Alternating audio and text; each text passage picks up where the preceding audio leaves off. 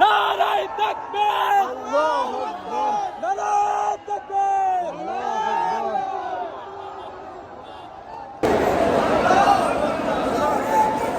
আল্লাহু আকবার, আল্লাহু আকবার, আল্লাহু আকবার।